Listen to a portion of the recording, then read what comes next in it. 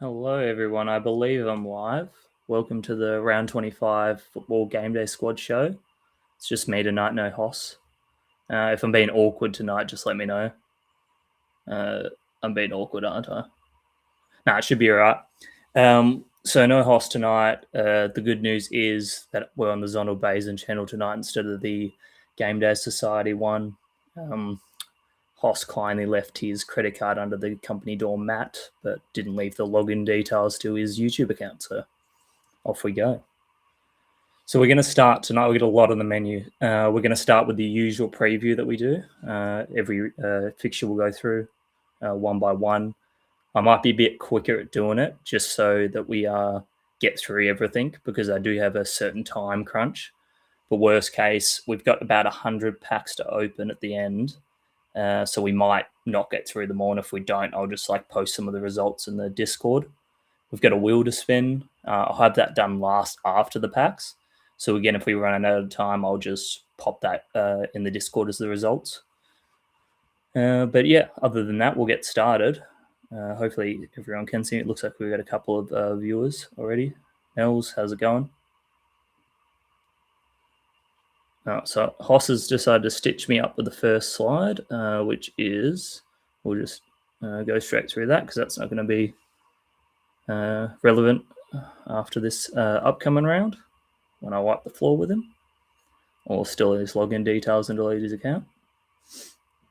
Anyway, we'll get on to the first game. So we've got Leeds versus Forest. It's a 7 a.m. Saturday deadline. So just keep in mind you'll have to get your teams sorted tonight if you're not going to wake up early for the lineups. Lineups are pretty decent in this game. Most of it's probably expected.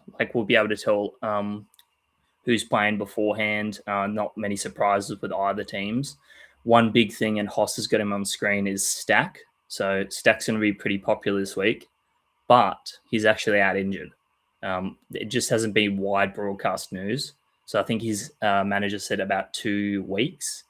It does mean Longstaff, who plays pretty much the exact same role and has probably been more bench time than he deserves recently, back from injury, because Stack's been so good. So it's an easy change over to Longstaff, in my opinion, and that's what I've done. Reason for it is I was looking at some stats during the week, and Forest absolutely horrible, especially away at conceding set-piece goals. A high majority of their goals conceded are from set pieces, whereas Leeds, on the other hand, they score a lot of set pieces, particularly at home. So works really well both ways. Would be looking at probably Calvert-Lewin in this situation.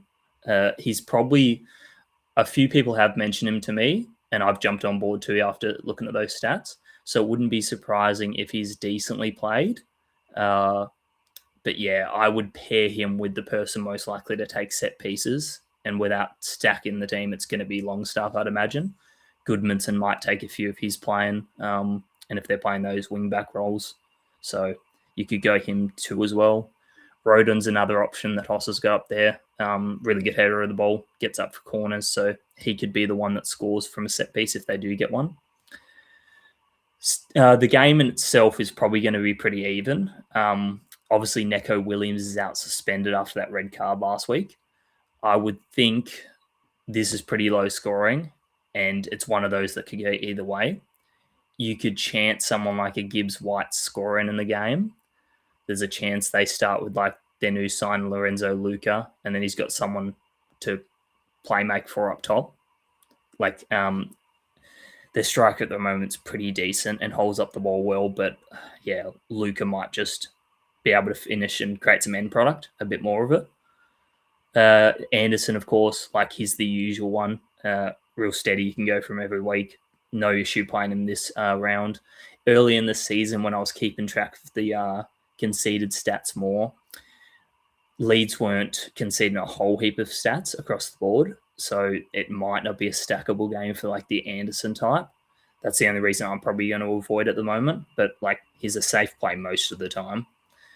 Other than that, though, I don't think there's too many more options you'd be looking for here. just double check with the lineups tomorrow that the manager wasn't just BSing and Stack's not going to play, and that Longstaff is the one that takes his spot in the team, because there's a number of ways they could go. On to the next one. We've got Man United and Tottenham. By the way, guys, with comments, just throw them in there, especially for any games I'm going through, because it gives me someone to actually talk to rather than myself. So feel free to. I'll see them as they pop up, and I'll respond when I can. Probably when I get to the end of the fixture, I reckon. Like I said, we're going to work our way through them pretty quick so we can get to the packs, because that's what I gather the majority that will come in here tonight will probably be after. We will have a wheel spin at the end, so comment and we'll get you on the wheel. I could run everyone through the prizes a bit later, but I've got some diamonds on there. I've got some AFL related stuff because GameDay Society's branching out to the AFL content. So a bit of both, like a Hull and Silver in there, a couple of packs here or there. So yeah, a decent amount for just commenting on the live stream. But yeah, Man United and Spurs. So obviously Man United have been in really good form here under Carrick, and they'll probably continue to be in this game. The two Spurs centre-backs are questionable for the game, so we might not see them. If we do, United aren't great at defensive set pieces, so there's a chance someone like a Romero, who's got a history of it this season, could get on the end of one and score. So I'm tempted slightly by him, but I could easily see this turning into United scoring a couple of goals on them, which means it's not ideal for any defenders in the game, especially if you're relying on like there to be a set piece goal for one of them. Poro's still out. Simmons still their main creator. They've got a ton of injuries, actually, Spurs do. They do have a decent recent history against United. It's hard to look at that and think it's going to continue, especially when it's United at home, which they haven't got a hugely great history with. United are in form, obviously, like we said. Tottenham, for all these injuries, could have even more. So I think it's like stack up on the United players if you like. I'm going to go towards a few. Everyone's going to play Fernandes because it's Fernandes. Cunha is probably going to start again because Dorgu's still up for that extended period, and Cunha was pretty good last week. Mbeumo I like because he does have a really good record against Spurs. I think he's like, it's something like 9 games and like he scored 5 goals. Could be a little bit off there, but it's around about that. So decent returns. Diallo, I think he scored a couple in the one game in one of their recent ones. So when he was the main man a few years back or a few seasons ago, maybe even last season, to be honest, he did get in behind their defense. So I could see him doing that again. So you can sort of go, you could go all 4 of them, Mbeumo, Cunha, Fernandes, and Diallo. But I'm personally just looking towards Fernandes at the moment. I've got a few uniques up top, so sort of rules Cunha and Diallo out. And then Mbeumo could sneak in because of that good record. If I'm looking at Spurs, like there's a chance Vicario does well because he gets a lot of shots against him and maybe he manages to keep a heap of them out. I know there was like a 1-0 against Chelsea where he had like a 17 or 18 pointer. So could get similar here. Simmons obviously is going to be the creator. So if they do happen to score a set piece goal, it's probably going to be Simmons that's providing it. So you could look towards him as like a sort of pod. But yeah, I'd be mainly just sticking with the United boys in this one. Probably wouldn't go to the defense because there's a chance they do concede.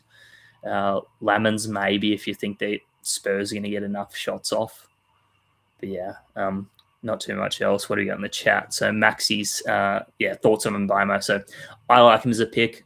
Obviously his pod position not pod position, out of position as a midfielder, and it's playing at strike at the moment. So I could definitely see myself picking him, and I think he's a good option. Albeit the midfield is sort of stacked this week, so it's hard to fit certain players in for me at the moment. T's got all out on the United boys. Yeah. So you definitely could, like all the attackers. Maybe you throw in a unique United player if you think someone goes off. Like last week, Casemiro scored from the set piece, and he's like their best header in the ball. I don't think Spurs really struggle with the defending the set pieces, so he's probably not the one to look at, but maybe like a Dallo, if he might do all right. It's just he's obviously got Diallo ahead of him, so he tends to provide and not get as far up the ground anymore with this new formation. Mills has got Vicari's an interesting card to have.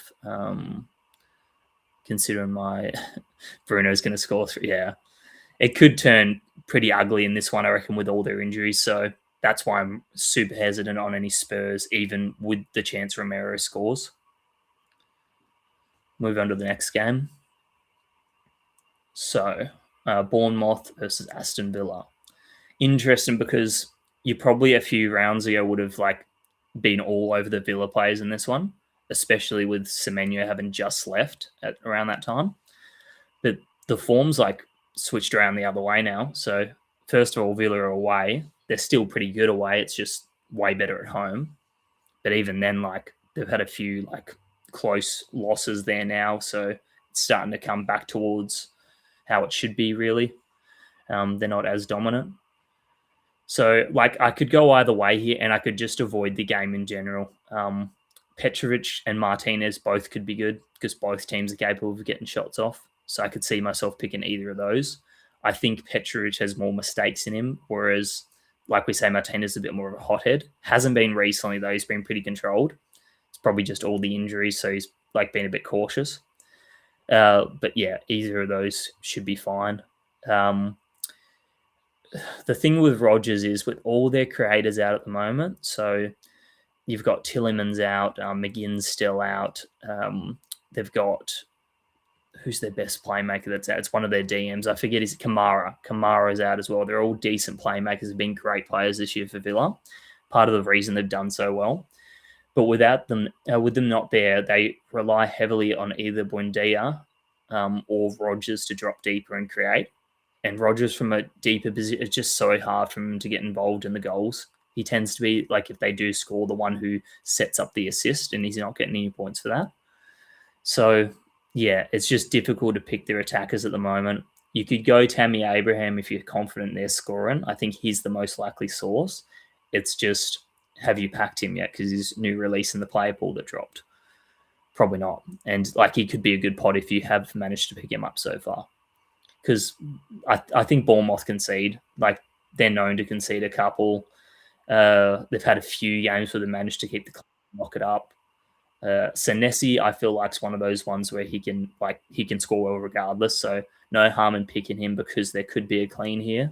With we all saw how Villa performed at the start of the season when they couldn't get their creative juices flowing, and it was just Watkins not having any supply. So we could see that again, which means Trofeo is probably an option too. If you want to go a bit weird, Jimenez is there. The only thing with Jimenez is they did sign quite a few attackers in the transfer window that just closed. Rayan being a big one of those. And I sort of see him as the direct Semenyo replacement eventually. You just need to be a little cautious if you're going to go down the Jimenez route. With Villa, again, we could see them scoring. So you've got a Matty Cash. There's a chance they keep the clean, and this is a 0 or 1-0 scenario. He's great at crossing, so he might put one on the end for Tammy Abraham to get involved in. Bournemouth, another one of those teams that are not great from set pieces, defending them. So there could be a corner goal or a Matty Cash putting in a free kick and someone's putting in the back of the net. That's why I don't mind Konsa either. He should be the one that starts back there. If they get the clean, he scores a goal, great. So I'm decently high on him. I haven't got him in my team right now, but he's definitely an option you can look at as a pod that not many will play. Any for this game? Can have play Eze, and we'll get to the Arsenal one, but in general, before we get there, he's just lost his place. Havertz is now back to. Havertz is rotating with Odegaard for the spot in central midfield / attacking midfield. Then on the left, Trossard's made that his own. So he's only playing the cup matches, some Champions League matches, if that. Even Maduike's even covering both sides. So because he was good in the last game with Saka out, he's going to stay there again. But when Saka's back, it wouldn't surprise me if he goes and rotates as a backup, which forces Eze to sort of be the third or fourth man in line for both positions. So he's in a real bad spot at the moment. But yeah, we'll move on to the next game. Oh, hopefully soon. Hopefully Blackburn. I like Blackburn in the Prem. I think they had Elliott on loan a few years back when they were flying, but they couldn't keep him obviously because he did bits and then went back to Liverpool. Maybe they can get him again now, given the situation with him. Yeah, Arsenal versus Sunderland. So we are under that one. So yeah, that Eze part's relevant there. I wouldn't be selecting him anytime soon. Obviously, we've got a Teta who likes to play mind games with the lineups, so you can't really trust anything that gets put out in the presses. The person I like a lot from this game is Havertz. He came off the bench during the week in the cup game, so that sort of tells me he might be the one that starts, particularly if Odegaard does get ruled out. And he'll play in that midfield, like sort of centre mid that's more advanced than the others' role. He can play multiple roles, so if they sub someone, he's probably going to stand and just move position. So there's a chance of that, albeit he is back from injury and it's a long injury lay if he had. But yeah, I like him as unique. He's currently in my team. He is a forward in the game, so you sort of have to sacrifice that you're use one of your forward spots on someone who could be playing midfield. He might play at striker. I rate him higher as a midfielder than I do up top. But yeah, he can play there. He could probably play on the wing too. He's very versatile. Other options, like we got Rice on screen. He should play again with the Odegaard injury, unless they want to fully rotate here, which they could do. Because like Sunderland are a completely different team at home to away. I was actually surprised when I looked up the away table as I was going through my notes for this. And so Sunderland are currently 17th in the away table. They've only had 10 points from 12 games played. In those 12, they've conceded 17, so over like one a game. And they've only scored 6 in those 12. So they're not even like at one, they're like half a goal a game they play there. So I really like the Arsenal clean sheet here. It's just a matter of can you pick it? Because Calafiori's back. He didn't start midweek. Ben White's there, didn't start midweek. Mosquera's there, didn't start midweek. And then you've got like, will they rest Gabriel because of all those injuries he's had in the past? Will they rest Timber because he's been playing so much? Maybe Saliba gets a rest because he was injured recently. And then they could go Calafiori over Hincapié back there. So it's just very hard to pick, and it's not like we're going to get any hints in the presses. So you could guess. I imagine most people are going to play Gabriel. I'll probably go that way. Timber, he'd be a good one to pick. It's just a stretch to pick him because of the chance of rotation with Ben White. Yeah, I could see myself picking both of them though because of the set piece threat against Sunderland and the fact that they're probably going to get a clean sheet. David Raya, they'll probably get chances and huge chance of keeping a clean sheet based on those numbers. So he's in my keepers at the moment. Probably my number one ranked keeper for the week, I reckon, if I didn't put him in there in the preview. Yokeries is hard to trust, especially against like those tall centre backs for Sunderland. I'd much rather take a flyer on Jesus if he's starting. Yokeries started midweek in the cup, so he might get a rest here. Should be Madueke, who starts on that right with Saka still out injured. And not a bad pick at all. He's currently in my team. I bought him in late last week when the Saka news dropped. And he's going to be up against, if they keep the same starter, Ronaldo. And Ronaldo had an absolute shocker 2 rounds ago when Hume got pantsed as well by Jared Bowen. Now, Jared Bowen's really good, technically great, but he's not as pacey as a Madueke. And Madueke is a really technical dribbler. So I could see Madueke ripping him to shreds, and he only needs a half to stack the points before Ronaldo gets subbed. So I really like him in this one. So yeah, a ton of Arsenal options. It just depends who's playing. With Sunderland, it just, because of that record, it's just so hard to pick anyone here because they're probably conceding. Royce, like if it's a 1-0 because Arsenal sit back after scoring, Royce could be all right. I don't want to trust him away. And I feel like a lot will probably stick with Royce because of his average for the season. So it might be a good pod to pick away from him. But everyone else, it's so hard to pick them because they're probably going to concede. Ballard could go all right. He could maybe score off a corner. but the Arsenal team's so good at defending and attacking set pieces, so I wouldn't even bother. I'd probably just stick with the Arsenal boys, as I assume most will. Pretty targetable fixture.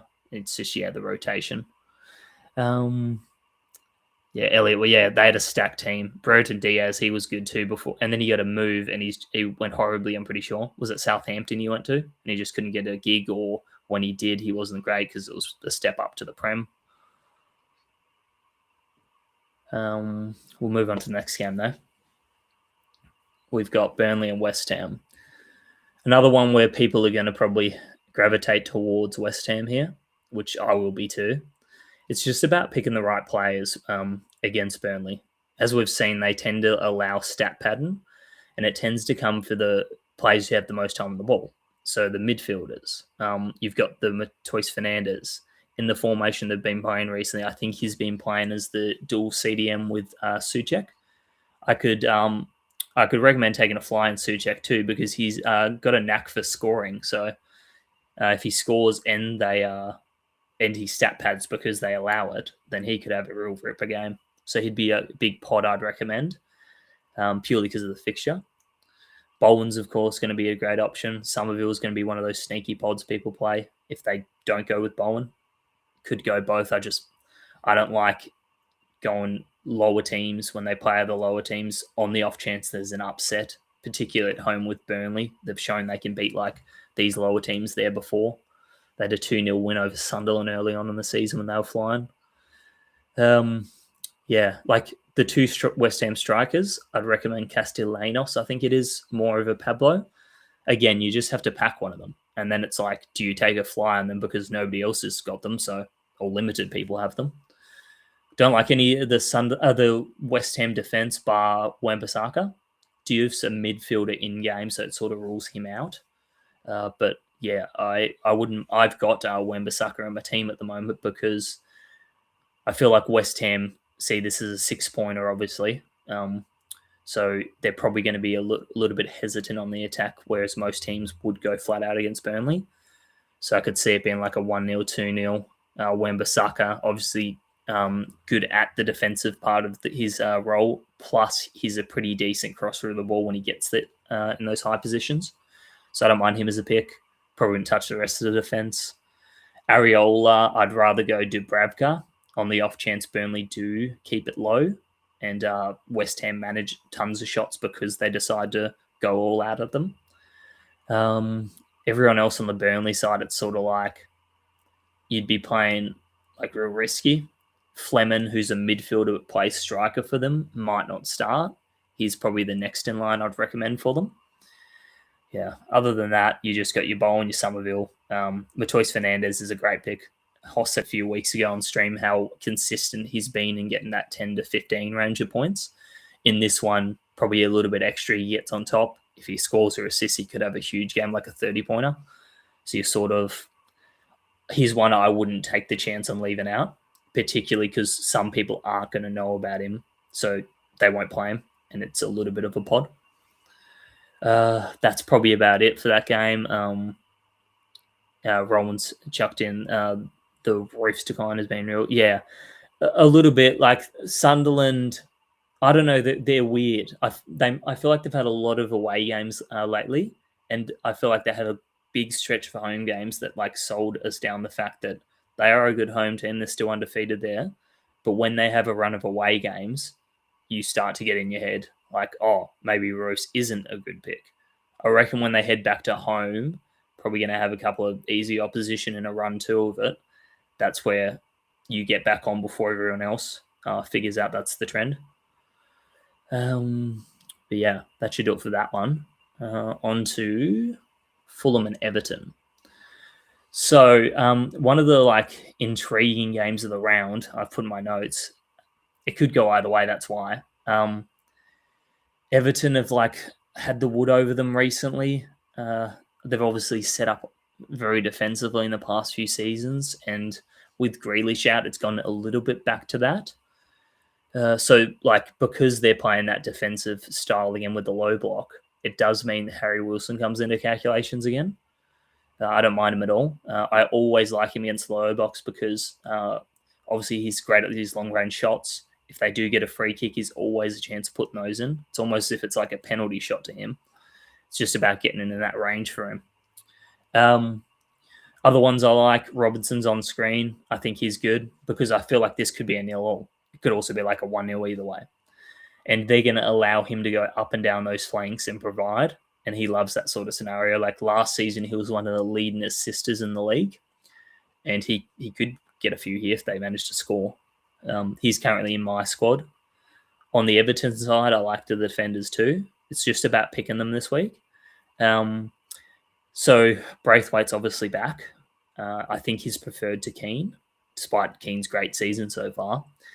Last round, they played 4 centre-backs in the back four and like played it as a flat back four. So I think it was because Mikalenko was out. If he's back, it probably means they have to choose between the two. And I'd like probably Braithwaite's chances better. So if you're thinking of podding up on Keane, I'd probably just hold off. I'd do the same with Braithwaite because it could go either way. Just Tarkowski's probably the play. Maybe O'Brien because he's pretty decent at right back. I like him better when he's filling in at centre back though, GDS wise. In terms of the attackers, it's just hard with Everton because Grealish created so much for them, and Ndiaye has been a little bit like trying to do a one-man show ever since he got back. So yeah, I can't see myself picking attackers in general from this game because I think it'll be low scoring. It's probably going to be the keepers. Leno's a bit of a pod because they could keep the clean. Whereas Pickford, same deal. Pickford's probably going to see more of it though. Fulham do like perform actually pretty well at home. They've scored 21 goals in 12 games, so getting towards that 2 goals a game mark at home, quite handy. Might lead you to select one of their attackers. You've got like, I think it's Chukwuemeka, it's pronounced. I might be butchering that though. He's quite good.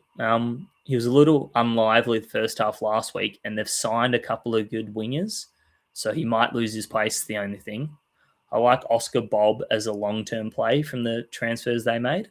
He's from City. He was really good when he played for City. He just got unlucky with the time and with their transfers and his injury history. So if he can stay fit, he's a decent pick when he starts to play consistently.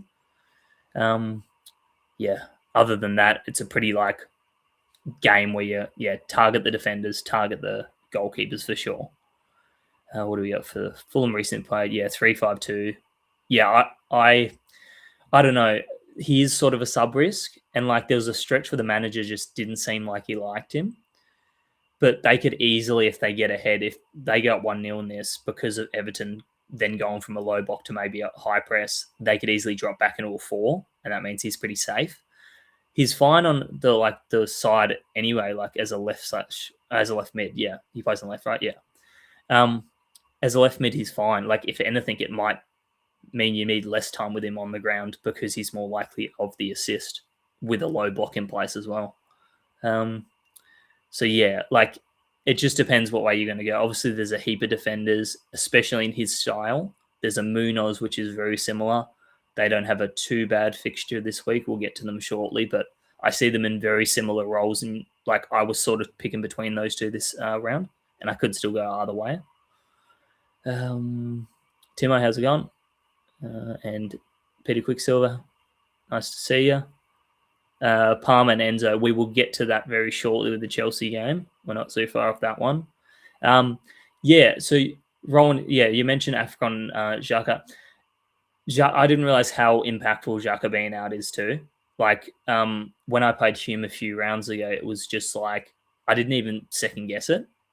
Now, after I actually full on noticed he was out of the lineup during the game, it's easier to say because Hume was playing terribly as well, but it's just like that team is completely different when they don't have him in midfield. But yeah, we'll get through to the next one. Wolves and Chelsea. So yeah, obviously a targetable game. You've got the worst team in the league who's been better recently. I say better, but their last 2 games have been like 2-0 losses to Bournemouth and is a City. All right opposition, of course, so it's not the worst, but their scoring struggles probably are not going to end here. Like I'd be looking towards the Chelsea backline again. Again, it's a little bit of a rotation risk because of that midweek game that Arsenal had to. They've called Sarr back off of loan at Strasbourg because their manager, who used to coach there, rates him.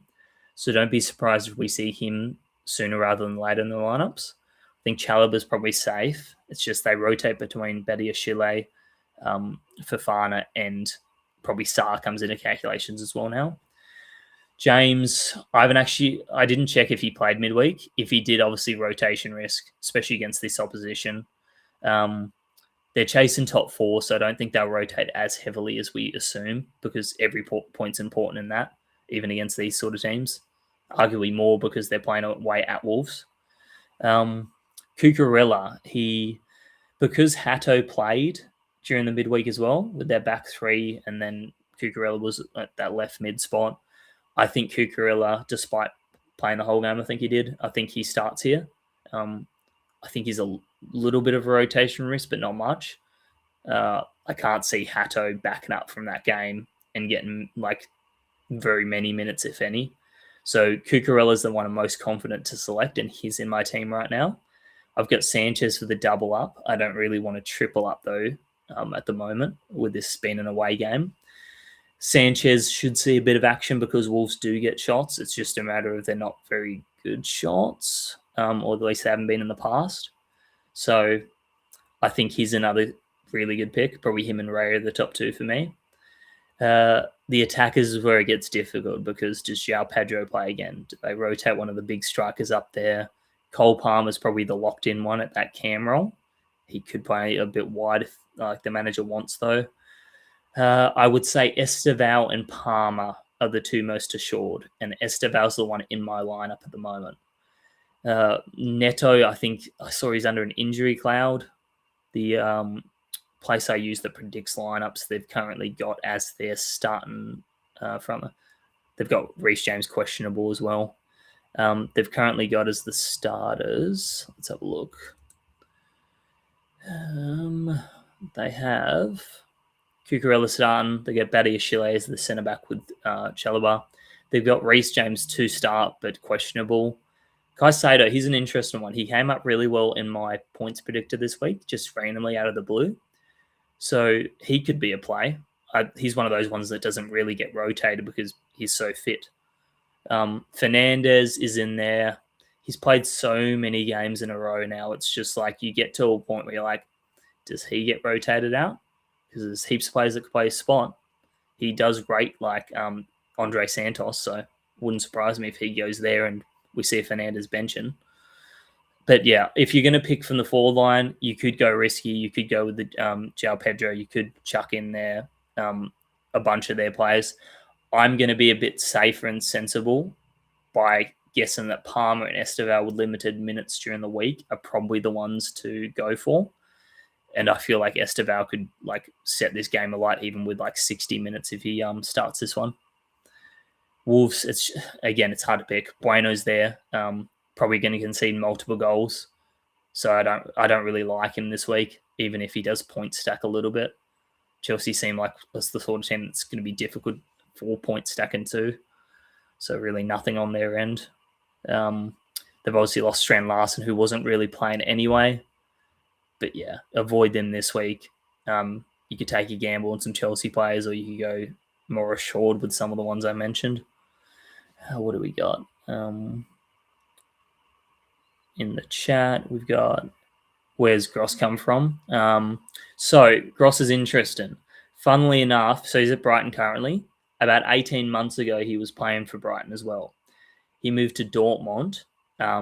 He's gone all right at Dortmund, nothing like bad or anything. I'm not sure if his game time was a bit limited, being 34, but he made the move back 18 months later. So it was pretty easy to tell what role he was going to step into. I believe he's the same nationality as the manager, and he's played under him before. So he was going to be back in that CDM role. Belieber had been struggling and been taken off a lot there anyway. I think he's partnering him a bit now at the moment as well, though. So Gross is one of those types who sets up the play really well. Probably not as good as a Fernandez or an Anderson, but he does that role, so he's going to stack points. He also had a really good amount of assists last time he was in the league and a couple of goals too. So he's one of those types that'll have big games and probably consistent games. So you can pick him in the like the easy fixtures, or you could go for him as like that safe pick where you're choosing between like an Anderson, you're going for him. There's a couple other ones. Yeah, can't wait for these packs. Yeah, it won't be too long now. We're almost through. Just as fingers crossed my kid doesn't wake up. If she does, it's probably going to hopefully be a 5-minute thing. I'm in there. I'll leave the stream going. If I come back out, I might have to end it if I think it's going to take a bit longer. And in that case, what I'll probably do is, because I'll be through this, I might jump to the football stage when I get back in Discord and we can rip them there. Very worst case, she doesn't go back to sleep. My partner gets back, that sort of thing. I might just save the rest for another day, or I might rip them and just post the results. And the wheel spin will happen and I'll post the results. James, 0 minutes. Yeah, that's awesome then. You could probably pick him then too. I might even like change to him then. It's just that questionable they've got listed. If it is injury related, might mean that Cucurella is still assured a bit more. Awesome. So we can move on to the next one. A couple of games to go. Newcastle and Brentford. One of those more interesting ones again, because, could go either way. Brentford, obviously, I've mentioned a few times they're a horror show away, but they've gotten it together recently. Like they had that good win last week with the red card from Sade. They do lose a little bit of potency up front with Sade out. If Damsgaard, I didn't see Damsgaard in the predicted lineup, so if he's out too, they're heavily reliant on probably Jensen or Lewis Potter to do something. I like Dengo and Thiago's like the outlets more than the ones that bring up the play. But Dengo's probably going to have a bit more of a role to play this week too. He scored last week and he played well last week, so I could see it being low scoring. I could see both teams just going goal after goal as well. So it makes it even more difficult to pick from in this one.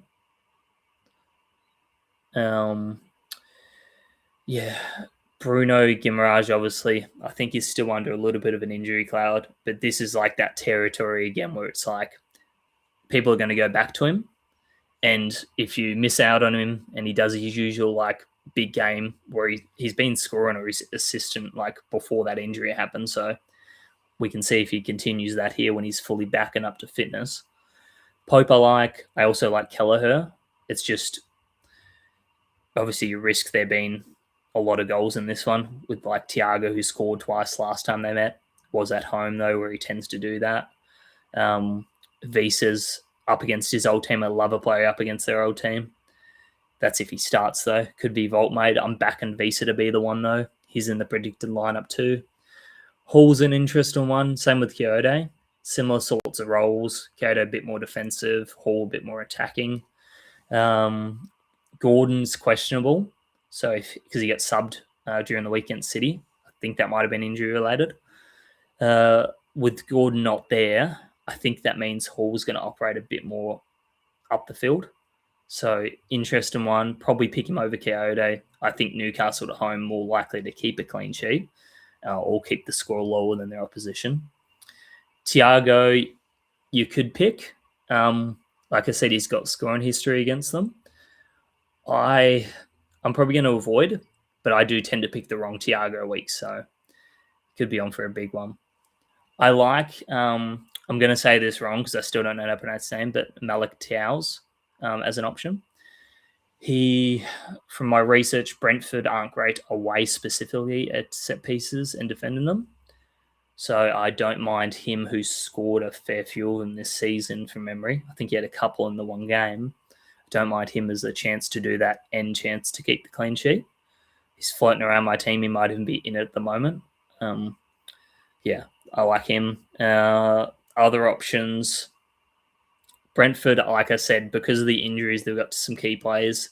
I don't like a heap of them. Their central defenders, they've just popped up with the occasional, like Collins has not played, and the occasional A is not played. So it's a little bit risky to go on there. Botman's another one for Newcastle, by the way. Like he's quite good in the air. So if he starts, and he's predicted to, he could go quite well. I could definitely see people picking a few Newcastle defenders, Pope in their team. Probably wouldn't go more than 2 though. What do we got in the chat? Visa and Alt start. Visa or Walt. Yeah, I'd say Visa. I'm pretty certain Volt started midweek. Yeah, if Volt was to start, again, they're hard to pick whether one does or the other does. Because Brentford aren't great at set pieces, it could be a Volt week. But I'm not willing to take the chance on anything other than in Challenger. I think about Visa in Challenger.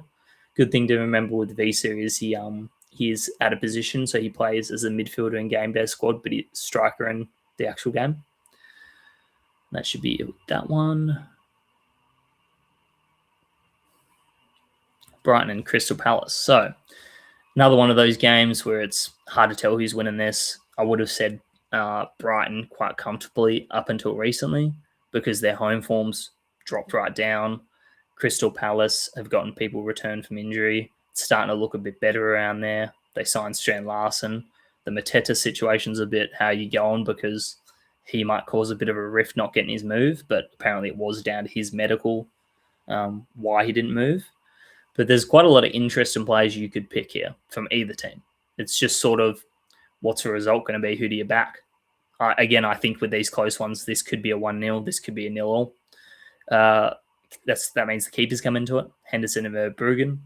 Probably rate Verbruggen a bit more because I think they're a touch more likely to keep the clean. Van Hecke could do bits. From my research, again, I'm pretty certain Palace, specifically away again, were a bit of a struggle from set piece. I think that's their highest conceding goal source when they're away. But it only just pips. They're like from open play, and it's like they haven't conceded too many away. So Van Hecke, you could go because of the fact clean sheet could happen, another one of those types, and he could score. You're not really relying on the goal, though. Matoma could point stack a little bit with how deep Palace tend to defend. Keep in mind, though, with that deep defensive line for Palace, with Munoz back, they do become a bit more expansive. Munoz is obviously an option. He is whenever he's fit. He was becoming like a lockdown player you would pick every week before his injury. I think he'll get back to that. Ismail Sarr, if anyone watched the game last week, was playing striker, and it was just horrible. Like, he could not get the ball because he was just like, if he got in a one-on-one, the defense would outmuscle him. He couldn't find space because they were playing such a low block. So he should be back out to a wing, or at least as an attacking midfielder this round, because I reckon Strand Larson might start. And if he doesn't, I reckon the experiment with Sarr up there probably doesn't happen again. So I'd say Sarr's an option, Munoz one, Wharton's back, so he makes the team even better. Like, he's their heartbeat. It's like the Xhaka situation at Sunderland. They will play significantly better with him in the team. I'm not too high on the rest of the Palace defenders because I'd probably just go one and done with Munoz. Obviously, higher attack and source. Lacroix and Richards is sort of a bit more waiting on the clean sheet to happen, and if it doesn't happen, then over on the Brighton side, Minte might not start. Obviously, he's coming back from injury and he's been benched a little bit. They've got Gomez as questionable, so that might be a little bit of an opening for him. But yeah, Matoma's more the one you're looking at the moment. Pretty good dribbler, very technical on the ball. Welbeck, if you want to take a flyer, these scores against them. I actually haven't checked his record. I've said in previous rounds or previous streams, he tends to be a guy that scores against the same teams over and over again. Pascal Gross, we spoke about him a little bit earlier. If you have him, you could play him here because he's probably going to do a bit more point stacking with the deepness of the Crystal Palace backline. No, not horrible like Hume. Hume's, yeah. If anyone did watch that game, like, surely you can back me in and say, like, every time Hume got the ball, he lost it. Like, he turned it over, he cracked under pressure. I don't know if it's because he was playing higher up the ground and he had like more high press on him or pressure on him, but he just did not look great at all.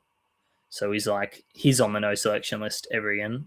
Sarr actually scored last week despite playing horrible from a penalty, I believe. So yeah, Sarr I think is a bit more safe, particularly in a game like this.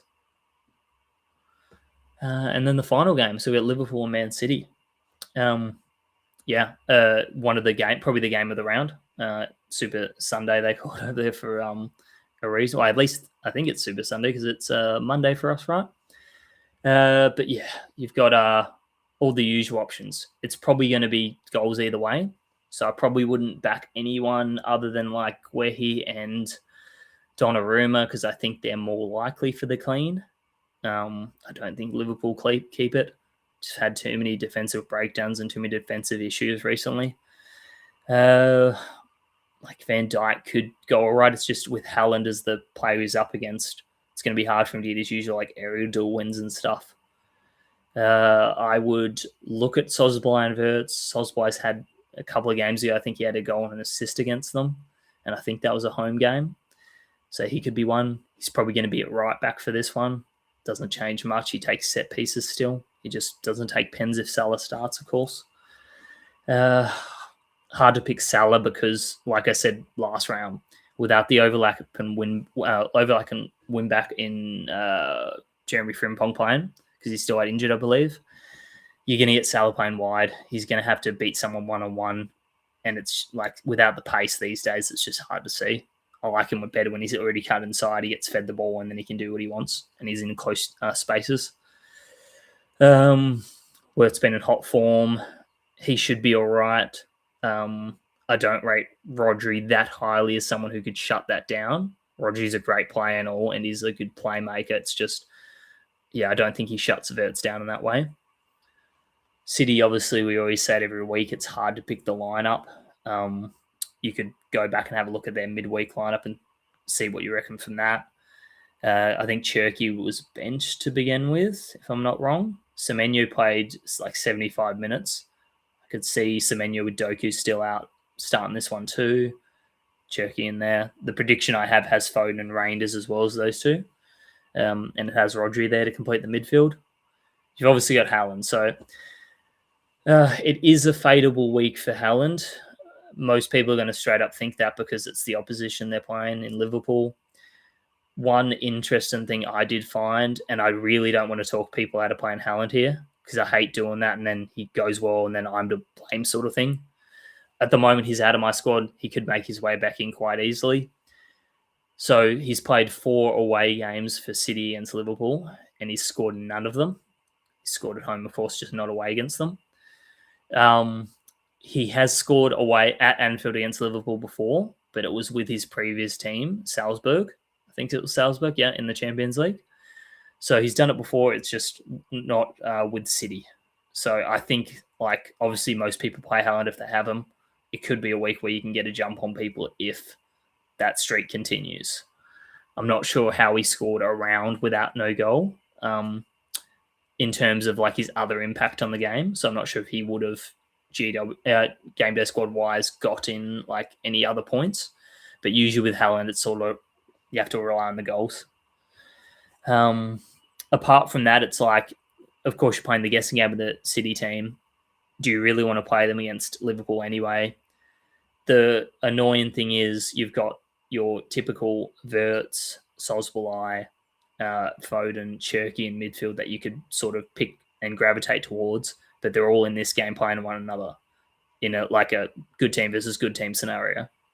Just means we might see some more like unique midfield picks from people, which would make the round interesting. I think it's one of the harder rounds to select this.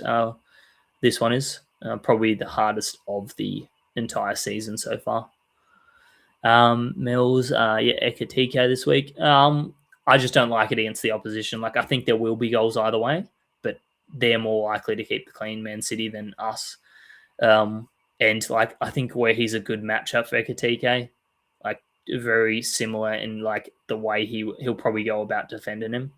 So I just don't like going near that. I'd rather take a flyer and Semenyo if I was going to do an attacker from this game. Because he had those 2 goals against Liverpool in round 1, I think it was, to begin the season. But yeah, that I think that wraps everything up. That's our last game. Unless anyone had any more questions.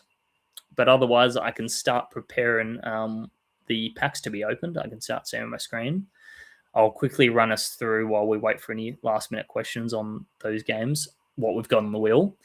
Keep in mind, it's not a really huge amount of stuff. I just wanted to be able to award people with some prizes for coming and making the effort to watch the stream and sit through like that and sit through the packs, especially with me just on my own. So on the list, we've got a gold Nordi Malia, and then we've got gold Bruno Guimaraes, a platinum Benjamin Sesko, platinum Alex Iwobi, platinum Igor Thiago. We've got a diamond Cam Rayner. We've thrown in some AFL because we're starting to push towards some AFL content at GameDay Society. So we've thrown some of that in there for people that play AFL or people that might have a crack at it if they win one of these prizes. I've got a Diamond Dengo in there. Decent play this week if you think they can win their game. Diamond Martin Odegaard. I think he's injured at the moment, but he's a decent play because he plays for Arsenal. Diamond Sam Draper in AFL again. Annoying because he just got injured. If you don't follow AFL, I think it's a decent amount too. But when he gets back, he's going to be quite a unique pick that could score quite well. I've got a Silver Haaland in there. I've got 2 different slots with an AFL All-Star 9-player common pack. And that's it. That's all that's on the wheel. So hopefully most of you in the stream can pick at least one of those things up. I'd like to try to reward everyone. I made it like so that it was a wheel that could give to some newer people, like who just began the game, like they get some stuff like maybe a gold Malia is good for them. And then you get some better stuff for the season people who do watch the stream. Not sure if it'll work out that way and people will get that, but yeah. Anyway, no further questions, it looks like. So we will move on to the pack opening. Let me just bring it all up. Now, obviously, they are. So we get 100 of the common All-Star 9-player packs. We look hunting for the usual things. We're hunting for the legend cards. We're hunting for the All-Stars. But we're also hunting for the new transfer players.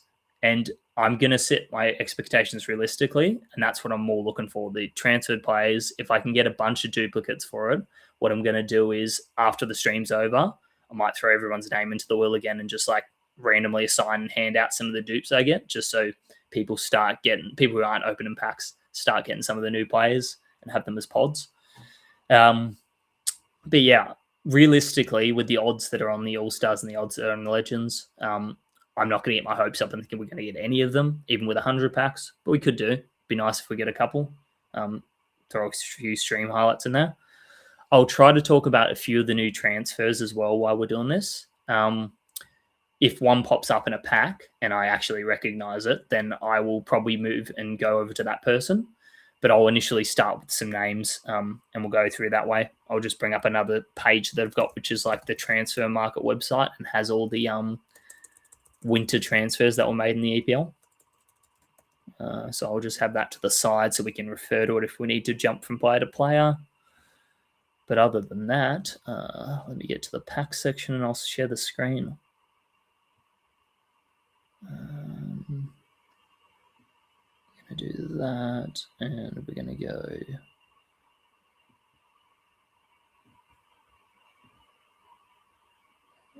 Awesome.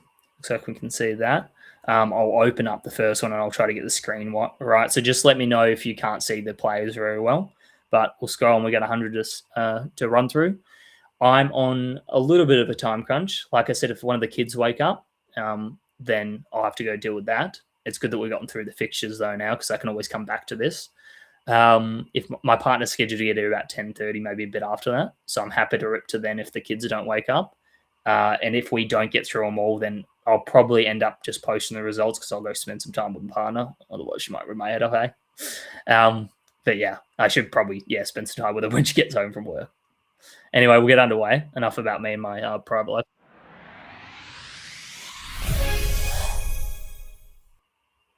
Okay, so let me fix this up. It's probably because I haven't got full screen. I'll do that quickly. There we go. Awesome, and I'll move that slightly.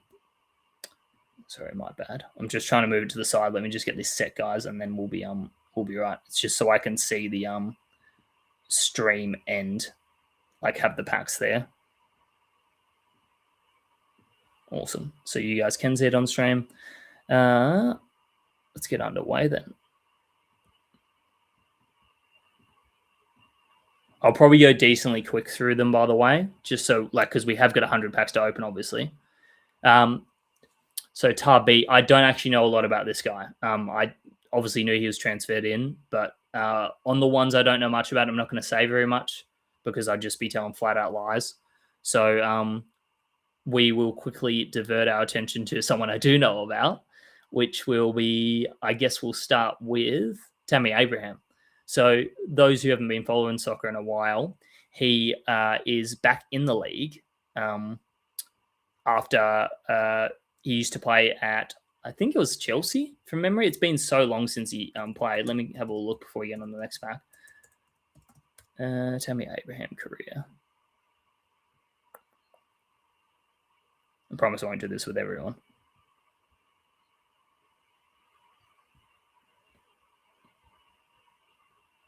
We'll leave it. I can't find it quick enough. Anyway, he was in the Prem previously, and he was pretty decent, pretty good striker.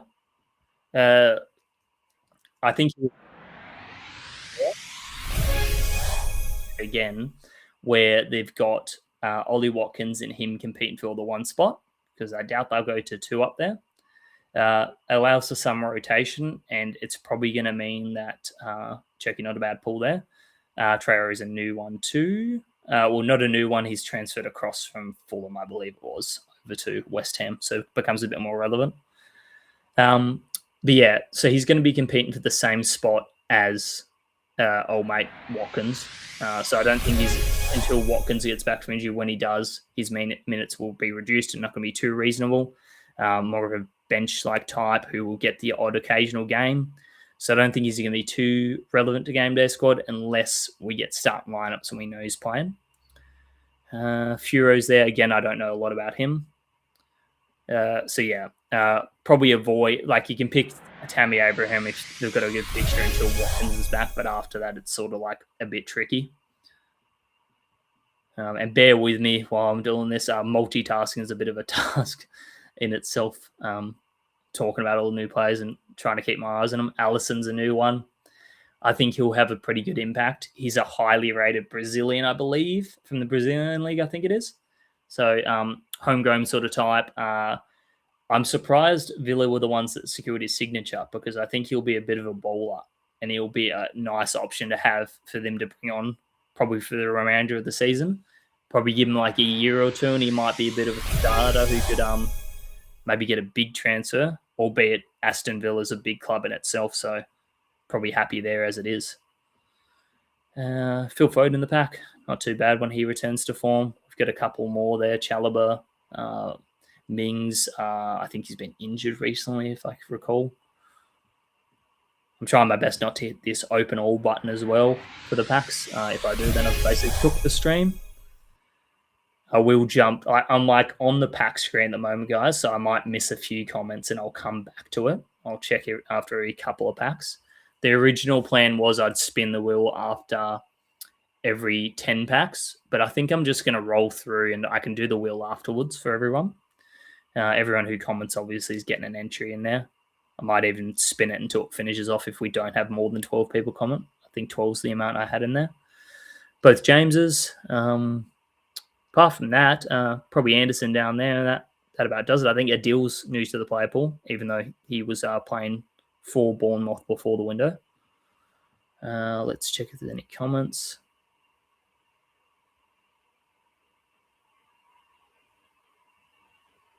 Okay. Yeah, I've read the comments. Yeah, I'll stop talking when the pack opens because I have got sound to come out for it.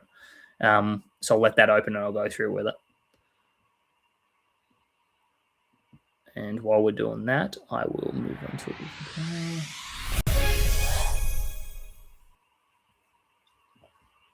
So Rayan, I think that's how you pronounce it. Another one for Bournemouth. We spoke on him earlier. I think he's more likely to have a bit more of a impact straight away. He's only 19, I believe, but he could definitely be the direct replacement for Semenyo, and then probably end up moving to another club like Semenyo did in the end. But for now, I think he'll be a decent option, or at least one to pick up and get a higher rarity of for when he does start popping off. Saka there, that's pretty nice. Watkins, Chalobah. Onto the next one.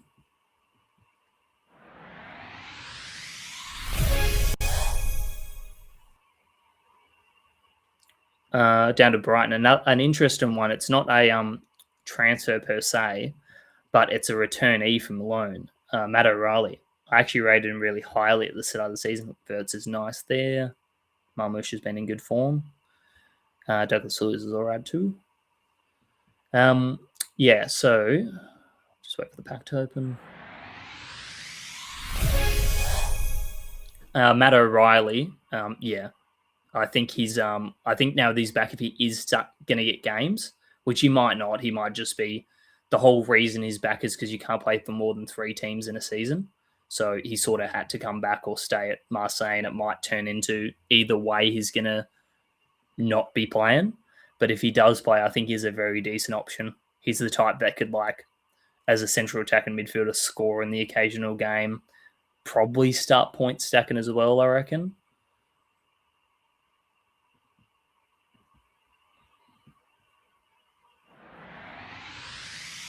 What I might do as well is, I was going to see if I could get the sound off. I'm new to streaming, by the way, guys, actually, like, on my own. So I was going to see if I could get the sound off the packs, but I reckon that's a bit above my pay grade.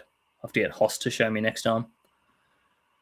Martinez was pretty decent in that one. Jeremy Pino too. Started to become a bit more into people's clubs because he was like the previous player pool, or not the previous one, the one before that, because we had 2 recent ones. Doku's there. He's injured at the moment. Tillman's injured at the moment. Injury pack, basically. Open this one up and I'll grab another player to look at.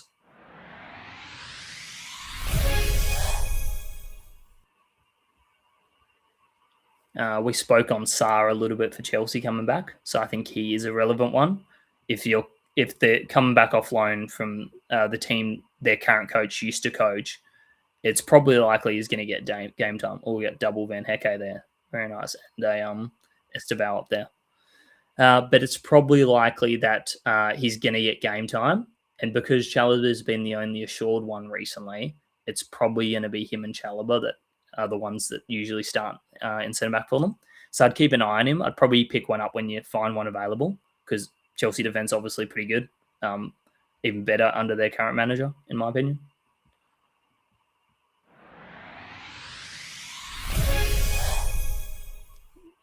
And just on that as well, they did lose Disasi, so that's another centre-back option that Chelsea don't have to play.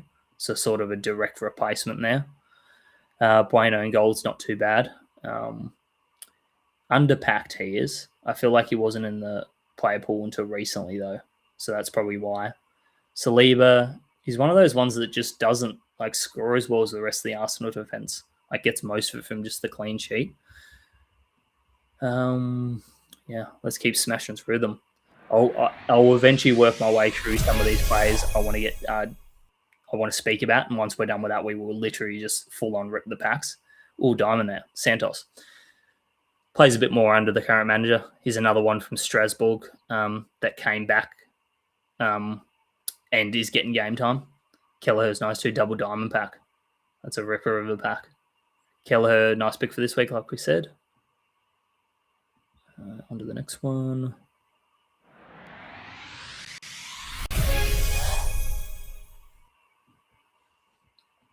Tyreek George, so he moved from Chelsea, really good youngster. Just obviously wasn't getting the game time at Chelsea because they're stacked, particularly in his spots.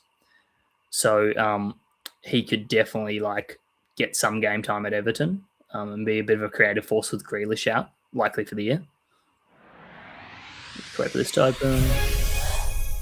Yeah, so with Grealish out, as some of you might have noticed, he's now inactive because he's probably going to be out for the season. So no one really wants to pack him at the moment. His situation's a bit like dire. It's like I'm sort of hoping for the guy that he does get signed permanently for Everton next season. But like in the meantime, a nice makeshift is George if he gets games. You could definitely I could see him playing and going well. Visa's pretty good. Next one, and I'll grab another player. Oscar Bob, we spoke on him again earlier. He's just like, if you don't already have one, because he's been in the player pool since the start, if you don't have one, Pedro's nice. Like, this is a half decent pack, actually. Yeah, with him, if you don't already have an Oscar Bob, I'd highly recommend going to get them. Probably why they're cheap, because it's not going to be long. He's probably going to be a starter, and then he's going to like take off. It'd be one of those types. I better go check the comments. We get any more? I can mute the tab. Awesome. I probably should have checked that earlier. If someone was going to mute the tab, how would they do that?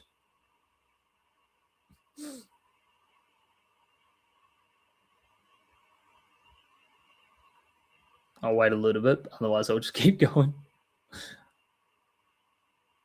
What buttons on a keyboard would you press, Mel's, to mute the tab?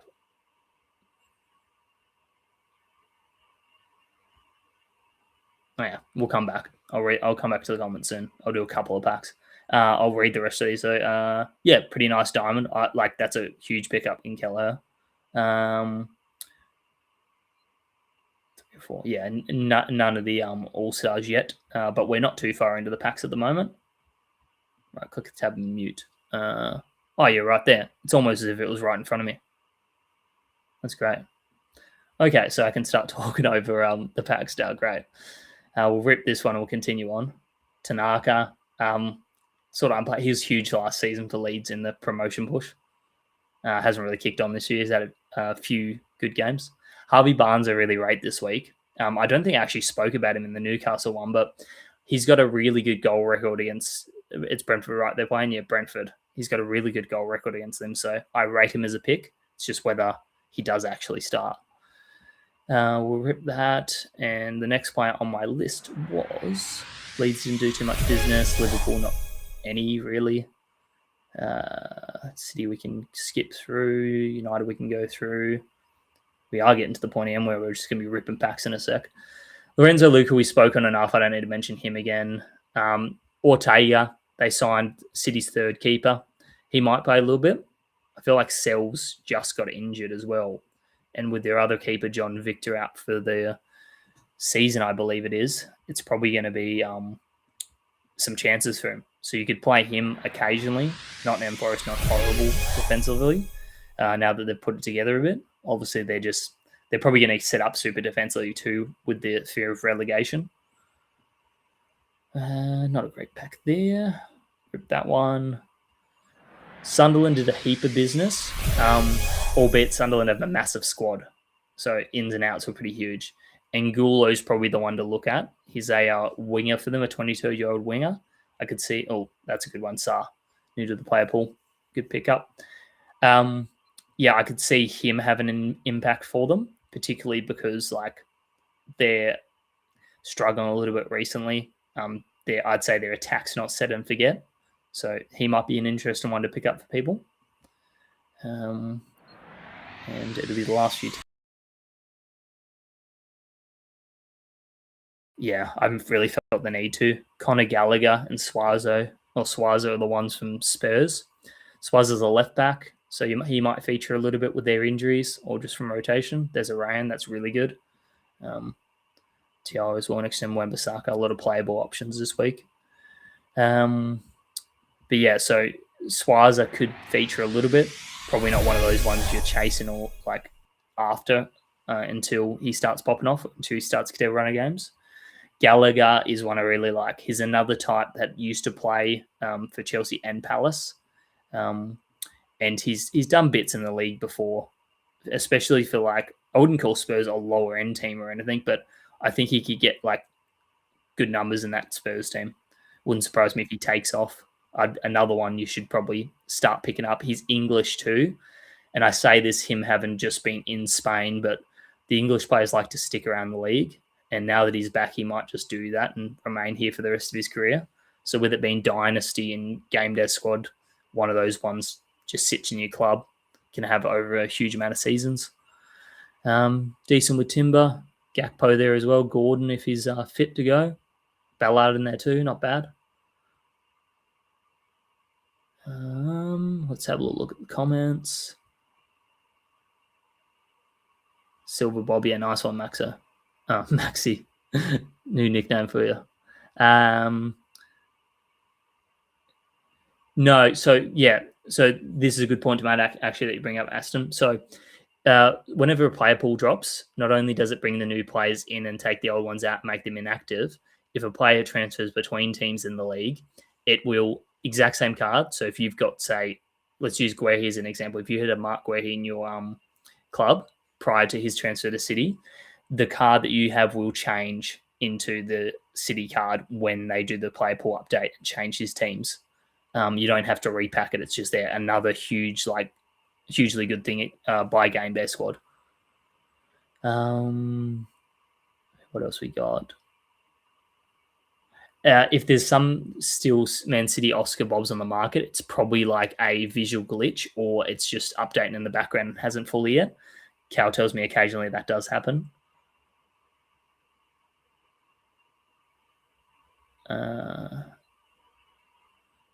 Hey, Stephen. Haven't got anybody yet, unfortunately. But I said at the start, I'm not too fussed about them. I'm happy to open packs for everyone. I'm mainly aiming for the transferred players. So A, I have them to play, and B, if I get dupes, I can give them out to people so that others can play like point of differences. It's not tempting per se to use the open all button. It's just I do not want to misclick that because it's going to ruin the stream, and then I have to just go back and look through my club. It has like FIFA vibes to it, doing that, not looking at the pack, and then going to check your club. Let's rip through this one. Suchek, like I said, not too bad this week. One of the few weeks you can probably play him. That there. Let's get another player. We're almost at the end of the players I want to talk about. Already spoke about the West Ham strikers. Don't need to do much more out them. West Ham did sign a young winger, 22-year-old, could feature. They've got quite a few wingers there now with Traore coming on board, so there could be some rotation there. And then the Wolves ones I don't really need to talk about, other than Angel Gomez is pretty good, plays at a high level, probably going to make that team better. And it does mean they've now got 4 Gomez's in their team, which they're all capable of starting at the one time. Elaine's a nice one. I don't think he's from this recent player pool that dropped yesterday. It's the other more recent one. So he's a nice one to pick up. And the good news is now we can just start ripping through these packs. It's hard to have the chat up while I open the packs, so I might just try to flick between occasionally as best I can. But otherwise, I'm just going to keep ripping, and when we get to certain players, I'll talk on them or just mention the highlights in the packs. This is where it might get a bit awkward, so just make sure you tell me if I'm being awkward, okay? I'm being awkward, aren't I? That's a bad pack. Let's have a look. It didn't mute the pack opener. It's muted for me. I can't hear it at all. That's weird. Maybe I have to do something through Restream to make that. But yeah, let's keep flying through them. Hopefully we can get at least like one All-Star. I know Hallen's no longer available in the packs as an All-Star. He's like been packed out. But I feel like there's still a decent amount of Sackers because he seemed quite hard to pack for people. Kante's relatively new, I think. I think he was one of that more, not latest player pool update, the one before that. Some decent players in there. You got Hall and Richards. Still another 72 packs, though, so let's start flying through them. You're going to see me here, like, click on diamonds plenty of times because I'm just going to fly through without realizing they're diamonds. Toth's an underrated one. I didn't mention him, but another young guy. I think he's Hungarian. He's going to be pretty lethal eventually, I think. I think he plays it as an offensive mid, but I think he's got potential to play other roles too. Next pack. Oh, Silver Haaland. Nice one. Gessant, he's another one of those ones where he was at Aston Villa and now he's moved to Palace. Not sure if he'll get necessarily more game time at Palace, though. He's very similar to like Brennan Johnson, in my opinion. Very confusing transfer them doing those two. Yeah, well, it's good that it's not cut me out anyway. That's great. This is the person I was talking about from Fulham, so pretty good winger. Some underrated stats if you go look at his like card in GameDay squad. Kanate there. Next one. So we're 31 packs in. This will be 32nd pack. Dupe, another diamond. Not bad. I think he plays a little bit Fulham, but I don't think he's the preferred one unless they play back three, which they are at the moment. Like we said, got the fullbacks going up to left and right mid. And Robertson. Next one, there's George, newly transferred to Everton. Bit more of a relevant card now. Solanke's one I want to get my hands on because he's back from injury. He's hit his form. He's going to be very underused for the next bit. So very much a targetable player in their good fixtures for sure. He'll be their number one goal source, I reckon, if he doesn't get injured for the remainder of the year. Good bottom line there. Dubravka been insane this year. Then their leading scorer or leading averager. And then Truffert and Tiao, both good options this week. Let's have a look at comments. There. Feel free to keep popping stuff in there, guys. It'll make it a bit more entertaining. I will swap between the two as I'm going. But otherwise, I'm just going to keep cracking away. City Boys there, both good cards. Another haul. I feel like I'm getting a lot of hauls. So if anyone's after a haul at the end of the stream, just hit me up because I reckon I'll have quite a few. I'll probably make do a quick look through and see what I got a ton of. So if you are after anyone, do feel free to give me a message and I can check. Because, yeah, we're getting like 900 players out of these packs. All silver pack again, but Toth again. It's not bad. As long as I'm getting like some of those transfers.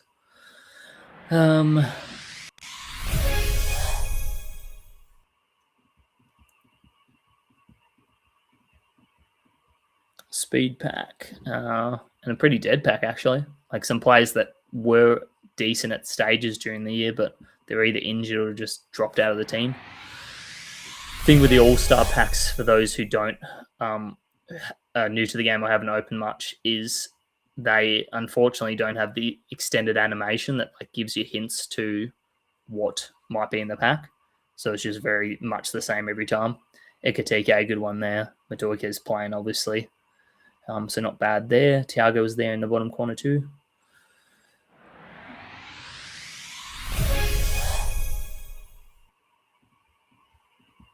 Guehi, even though it's just an updated card. Anyone? Lexic is back in the player pool after returning from loan.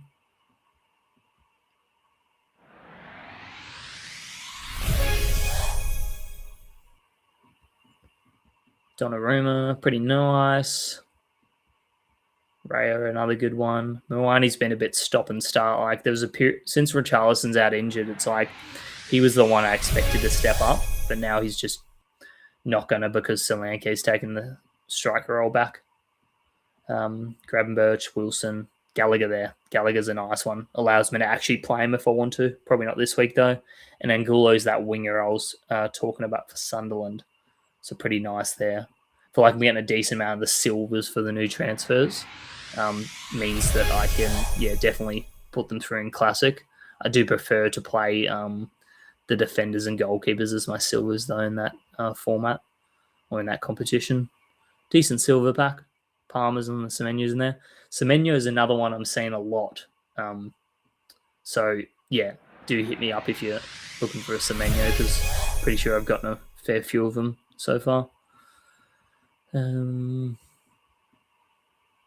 Johnson, newly transferred again. Bit more of a role there. Everyone else is pretty meh. We're getting towards halfway of all the packs. Hopefully the second half might be a bit better than this first half. But a decent amount of diamonds, I guess. Oh, there we go. First one. Like I told you, I'd probably end up clicking through someone. Just because I'm going too quick. We got a diamond too. Who's that? Aronson. Aronson's pretty good. I rate him as a pod for Leeds. But Fernandez is a very nice one. So, he's probably one of the better ones left in the pool. There's a few rumours about him leaving at some stage, which he could. He's on a massive contract like most Chelsea players are. I personally think he'll stay around. He's sort of embedded in the club now. Can't see him making a big move, but if he does, it's probably going to be like a Real Madrid sort of Barcelona move, I imagine. Just get drawn in by that. But yeah, very nice. We move on. Hopefully, a couple more, or hopefully we see some red at some stage.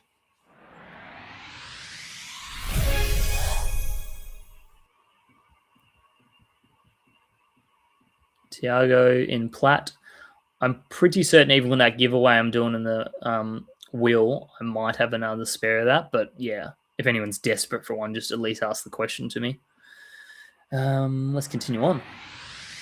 I said hopefully the second half's better, but this end to this first half's been pretty good, especially that pack with the diamond and the all-star. Couple of Crystal Palace boys. Sa, obviously. Braithwaite's back. He's another one you can sort of start to fill your club with. I think he'd be a half-decent scorer.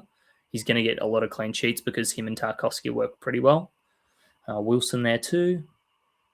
Sesko Platinum. Alrighty.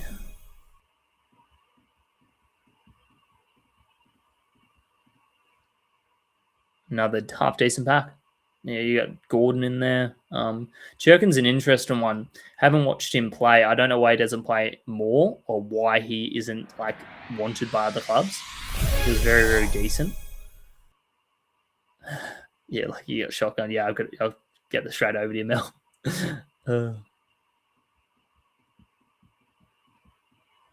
Speaking of Churking, so I don't mind that. I don't actually know how old he is, but I feel like he's very underrated and he could make a move to another club within the league.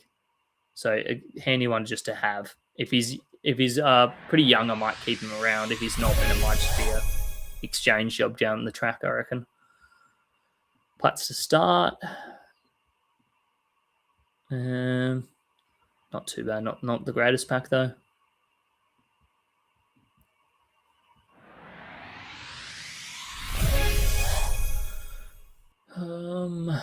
Keep flying through these.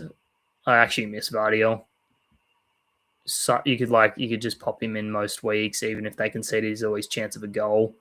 I don't know if I'm pretty sure he's back before the season ends. I feel like it might be April, but it's still a little while. And it's just it's so much better with he there because you can pick both of them. You can pick Donnarumma. No, not a great pack. Riggs a good young player. What do you get for the next one? Starting to get towards, we're into the next lot of 50 now. Again, not a bad pack. Some good names there. Lamons was hard to find for a while. Now, obviously, he's been in the game a fair bit.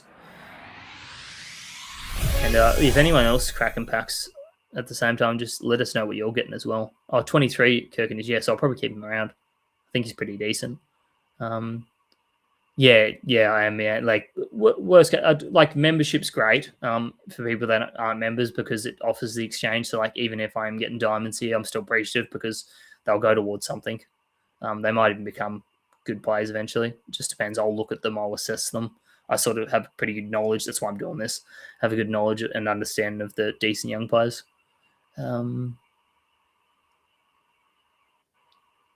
Yeah, flat for an AF. Yeah. It's just so damn rare. Hopefully we see a couple here. I haven't got one yet, have I? And I've missed it because I only got one in my club, and I feel like I haven't even got a gold Bruno in my club. Two more All-Stars. Hopefully, Mian. Like I'm pretty happy with that with the Enzo one, and like the odds, obviously, for these packs at least, as you'd expect, you don't want everyone just flying off the shelves for All-Stars. I might not get another one, but hopefully just keep kicking along. Enzo's great. He will play for me in Challenger at least, most if not every week. And then just hoping I get a lot of these transfer cards around it. None there. Just Trent Larson, who's moved club. Let's keep flying through. But yeah, I wouldn't mind seeing a few more Brunos actually. Could use a decent amount of my club and like share the wealth around with it. Cherky again. Pablo's the new playing central attack and mid/shadow striker for West Ham. So I do prefer the other guy, Castellanos, I think it is, who's playing actual striker. And then Mamush, who's been on fire recently.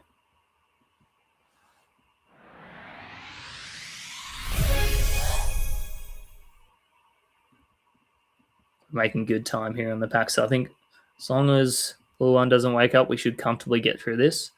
It just might, with the wheel, we'll see. because we have been going a decent amount of time. So I might end up I'll try to do the wheel on stream because I have got it set up ready to go in one of my tabs.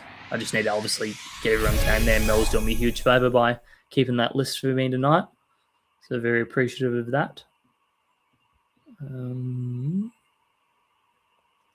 Another decent pack like Palmer's there. Again, Palmer's one I'm seeing pop up a little bit, so I imagine I've got a fair few of them in the club now. Sanchez, another great pick this week.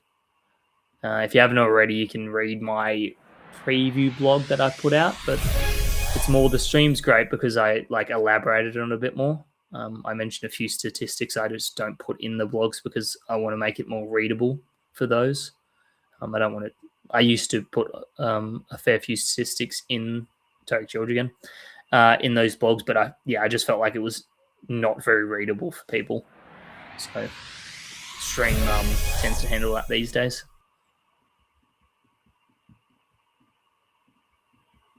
Reynaldo probably going to get destroyed by Madoika, like we said this week. He's a good young player, I believe. I'm sort of hoping West Ham don't get relegated so that he can stick around and I can get a few of his cards, but he might be one that just gets picked up by one of the lower end teams from the relegated teams. Yeah. What are the odds that another Enzo's pulled and he goes to? I don't know. We'll see. I could do something like that, but I'd have to see on the spot sort of thing. It'd probably be an after the stream sort of decision rather than on the spot sort of thing. But it's hard. I didn't even actually check what number that Enzo was. Like, I feel like there's a decent amount of Enzos already pulled, so it could have even been close to done on him. Elaine again. Fleming, he's one of those weird ones that plays midfield in GameDay squad, but up front in actual football. I don't know if he got converted to a striker by Burnley. I didn't know much about him before the season actually started. Thiago again, Frimpong in there. Can't wait for Frimpong to be back. Oh, almost hit the open all button. Go on, Tammy. Awesome. It's good to get him because, while Watkins is out, he'll be a handy one in the fixtures they play because you don't always want to get stuck playing Rodgers or at least have the option to change between them. Majo, new one too. Everyone else looks like they were already in. Vert's there, Becca there. Next one. Hopefully we can have a big finish to these packs. Started to die off a little bit. Like I said, I wouldn't... Oh, some of it was awesome. Although they might get rotated a little bit now. Bruno there as well. And then we see a silver Bruno Fernandes. And Roif's gold one's nice. Roif, I feel like a bit rare. He's just one of those ones you don't see in packs.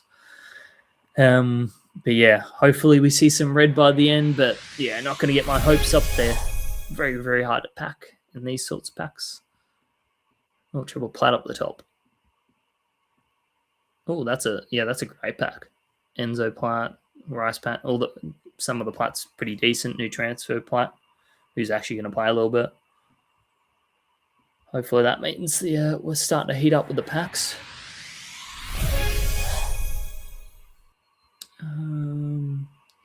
List of prizes. Yeah, I can re-go through the prizes too before we do the wheel. I'll probably bring out the wheel and show everyone. While I'll probably put it on the screen while I'm putting the names in and doing the other wheel. Munoz there. Deveni's a good youngster. I feel like he'll kick on eventually. He's been sort of thrusted into starting roles while injuries have happened. I feel like I've seen Pino a lot as well. So Pino, obviously, one of the player pool updates midway through, so a lot of people might not have him. Seems like I've gotten a decent amount of him today or tonight. Munoz too. I swear I've seen a lot of Munozes in these packs. So anyone missing a Munoz, I probably have some for you.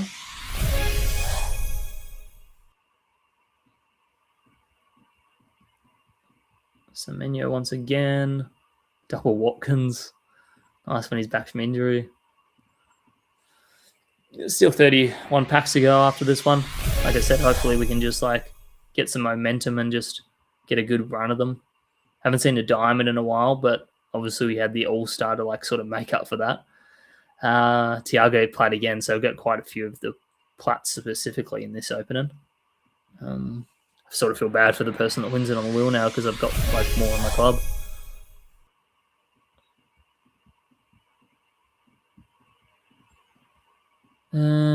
Bit of a dead pack there. Lefeur's like, all right, Kluivert's injured at the moment. Kluivert would have been huge last season. He had like a hat-trick game, maybe even a couple of hat-trick games.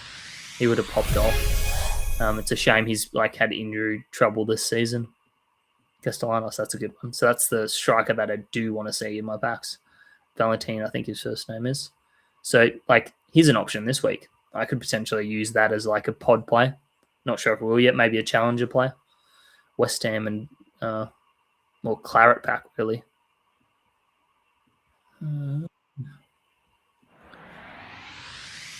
Hey Stealth, not too bad. We've gotten the one All-Star so far with about 30 packs left. It was Enzo Fernandez, a couple of diamonds spread through there. Not the greatest ones, but yeah, exchange obviously. Aronson was in there. I don't mind Aronson as a bit of a pod play at some stage. Other than that, we've gotten a decent amount of new transfers. So it does allow the pod plays and me to give away some of them to people that wouldn't have them.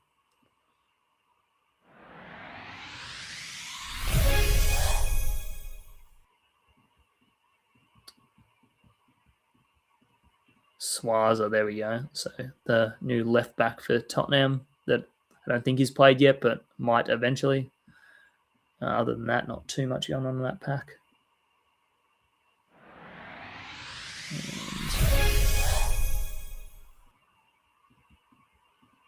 Fletcher, good United youngster who was getting some minutes before Carrot came in, I'm pretty sure.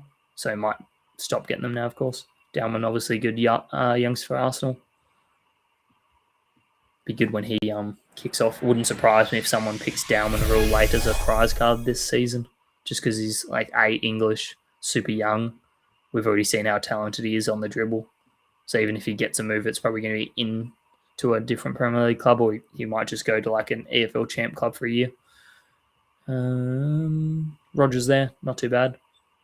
Last 25, last quarter of the pack opening.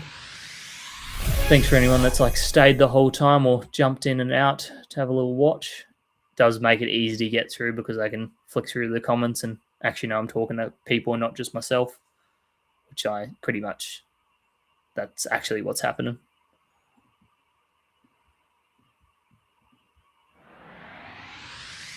But is it better to talk to myself or is it better to have Hoss holding over me his ranking? So it's sort of a win-win.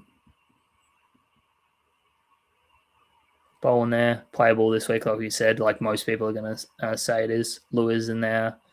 I feel like Lewis wasn't in the player pool when he was at Nottingham Forest. So he's an interesting one for sure. Petrovic down there.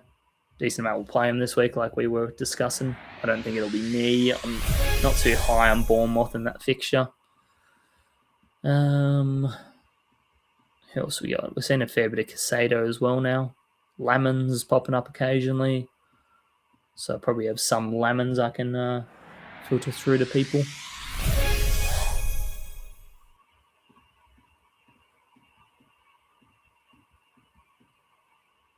Mandas and Matato. Mantato, good youngster again. Mandas, one of the new signings. I think he's a goalkeeper. He'll probably be the backup one, I imagine. Longstaff there, good play this week with Stack likely out.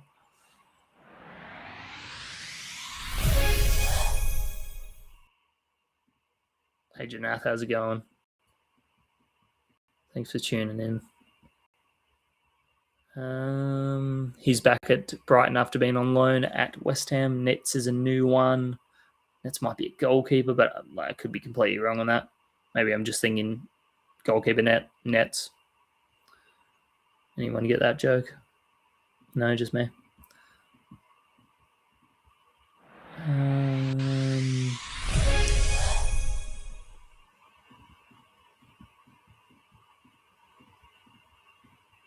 Xhaka, good when he's back. Saka, same thing.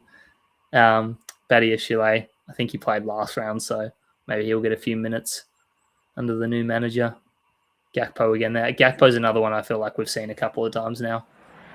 albeit his start to the season was a whole lot better than what he's been putting out scoring rise recently. Back-to-back Delos. I've seen a couple of back-to-back players, but usually different rarities so far tonight. We're really getting towards the back end here, so hopefully they do pick up. Even just a couple of good diamonds here or there. Strand Larson once again. Kite, who was a late entry into the player pool. Rest of the back's pretty decent. Anderson in there as well.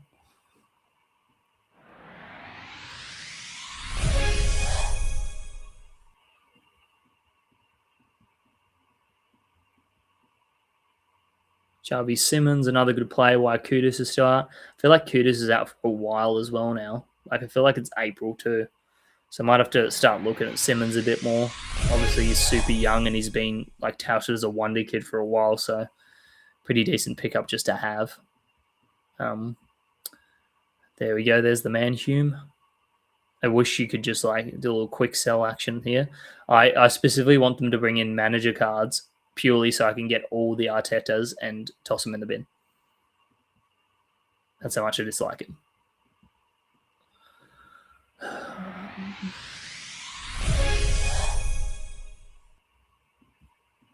Verts again. There we go. I think that's my first gross of the whole thing, which is great because I do want to play him.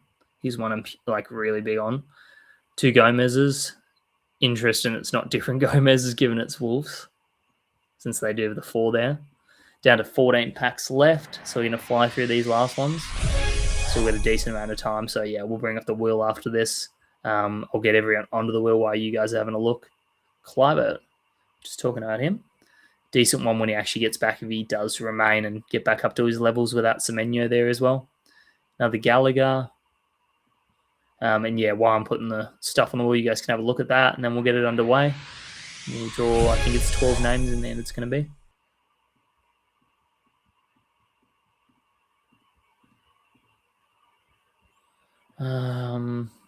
Not a great pack. A couple of alright players there.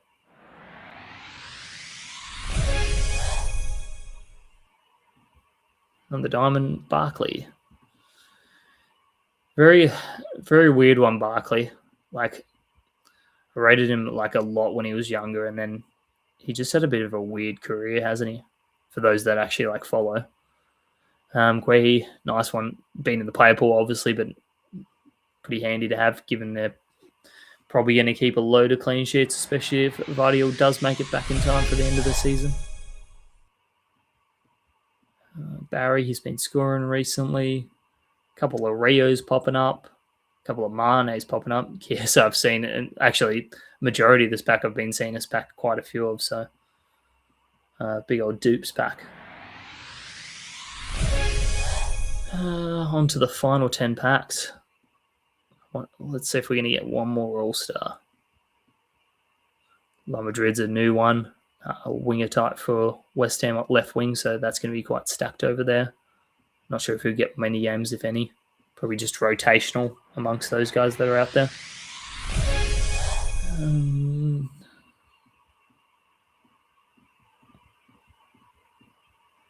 Ramsdale into Lap, not the greatest plats, especially with Ramsdale out of the team. Like, it's hard to see Pope losing his spot again, unless he gets re-injured.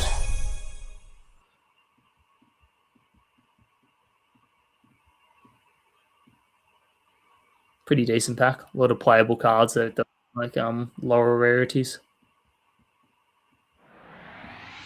Well, let's fly through these last one, get those prizes drawn, then we can all be done with it for the night and start building our teams.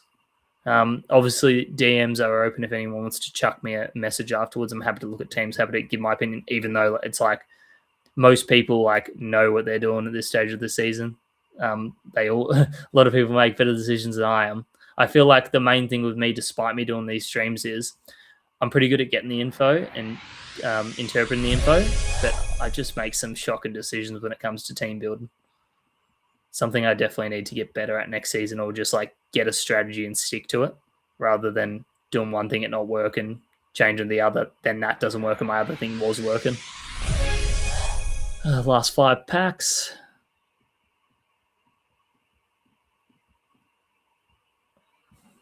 Nunes and Reinders are not too bad. Be great if Nunes does get a position up to defense. Love to play him more than I currently do, especially when that defense does get a bit stacked as it now is with the transfers.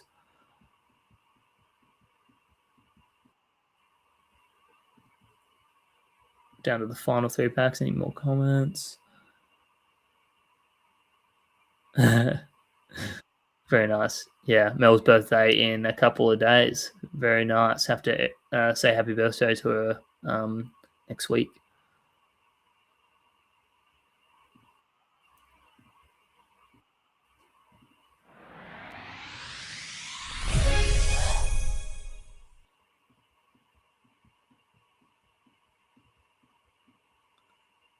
Again, another one of those decent packs where we're seeing some of these lower rarities in the good players. So Doku, when he's back, hugely good game day squad player, and then Martinez.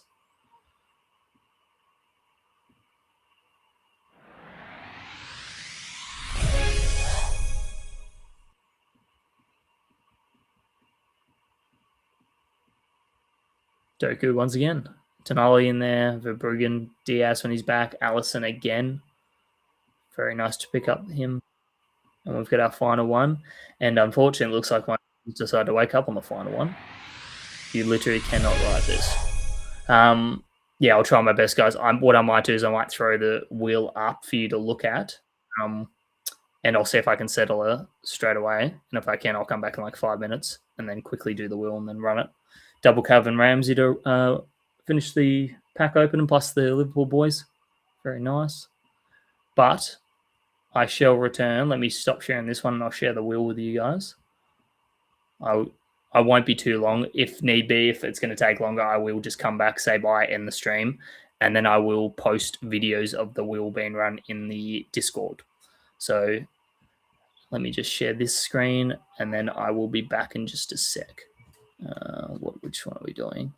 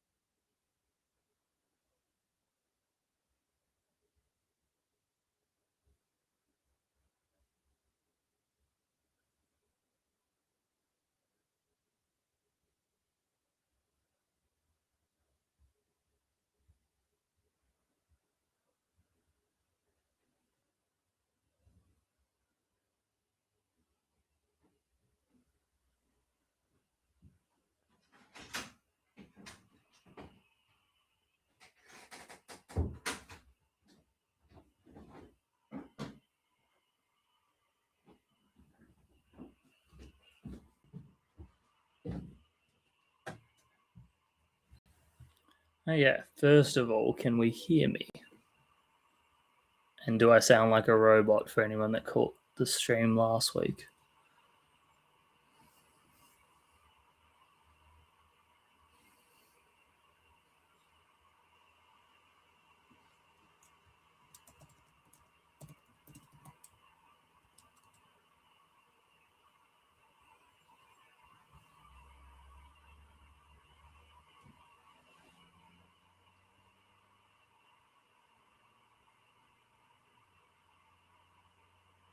Awesome.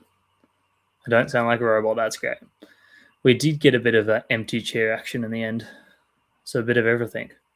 I'm just going to quickly, while you're still looking at this wheel, guys, quickly get the names. And then I'll pop them in another wheel. Let's have a look. Like I said, Mel's has kindly done it for me.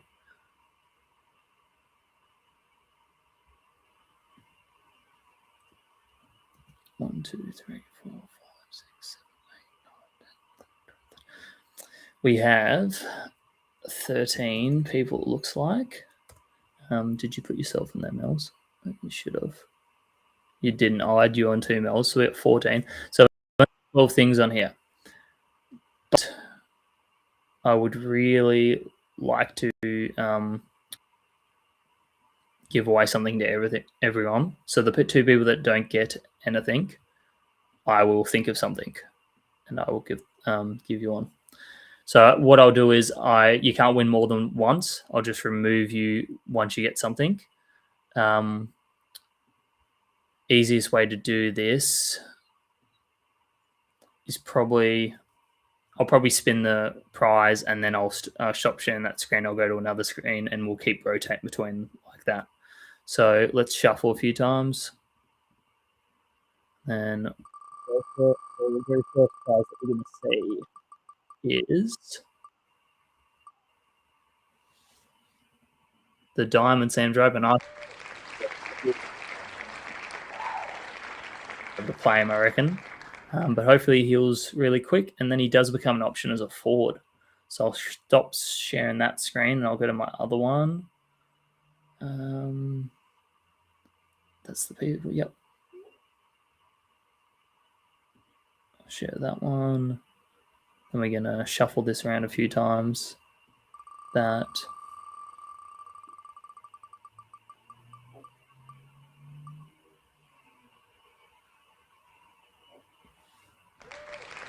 T. Awesome. Congratulations. So let me just quickly make note of that. Sam Draper, perfect. Awesome.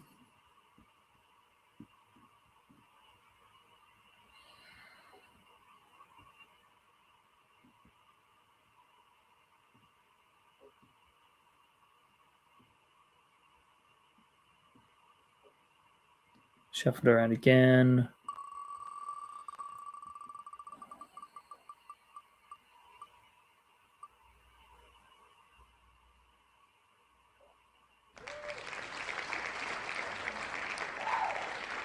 We could do that, Mels. Now that we're doing this, we'll probably just stick with her. So yeah, Cam Rayner.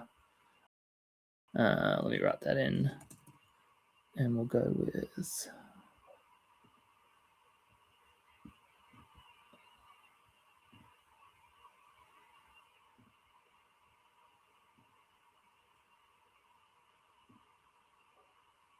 Now, I didn't remove T, so I'm going to quickly remove T from this list.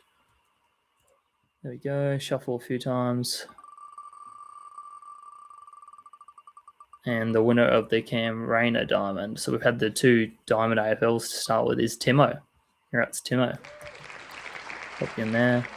Now, another smarter thing to do that I didn't realize is let's remove Tim, let's shuffle again, let's do this, and then let's go back over. So who's winning the next one?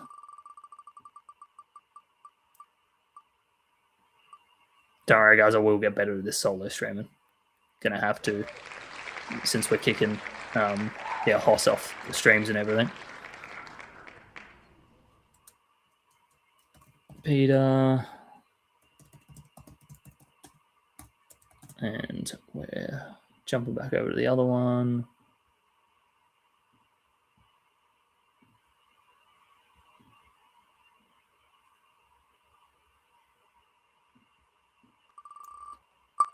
Oops, accidentally clicked that one. We'll just go with it. Peter is getting the Plat Igor Tiago. There we go. Move that. Run another one.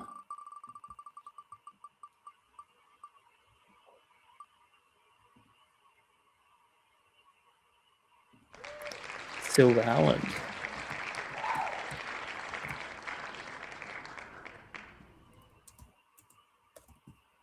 And let's remove that.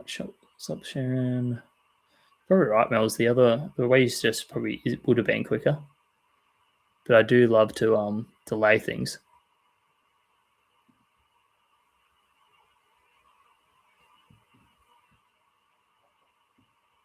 Oh, you're keeping track of them. Thanks, Mels. That's great. That does help out a lot, actually. So we're getting rid of there. Okay, I'll leave it all to you. We'll go much faster now. I'm just trying to drag us out to lockout. Okay, guys. We got another, 9 hours? So Aston up for this one.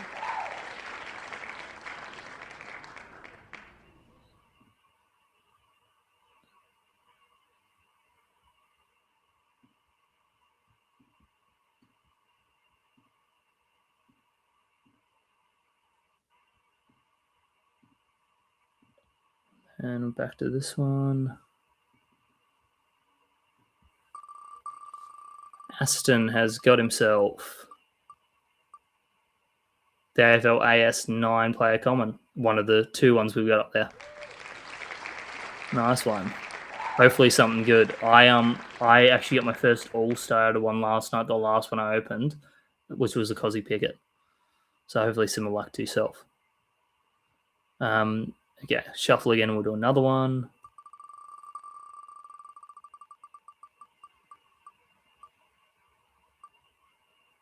Gold Malia. Pretty handy down in like the classic sort of team, classic challenger team. Even like if you're playing contender, you could sneak him in there on some weeks.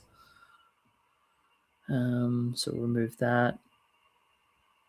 Go back to the other one.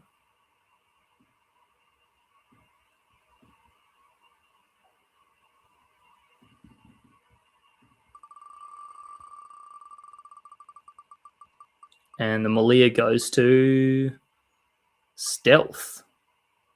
Probably chuck it in your challenger team and have a spare one for you. Stealth. Okay. We'll get Stealth off the list. Run it again. No shuffle this time. Just to change it up.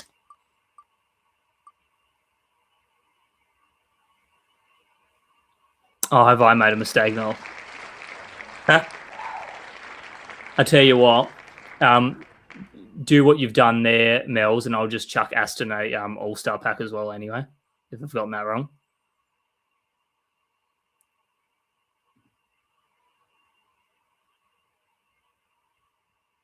This stream has gone a bit rogue, hasn't it? Now, Mel's, I'll stop here. Is it going to be easier now if I just run through all these names in an order and then I just go back and do all the prizes? That'll probably make a bit more sense, like you were saying, right? Yeah, so don't stress, Aston. I'll get you one of the All-Star packs. I got another code I can give. So all good. No stress.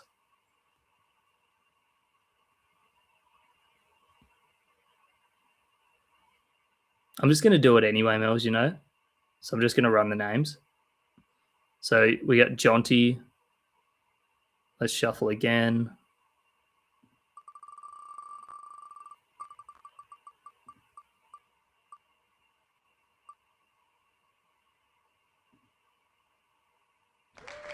Rowan.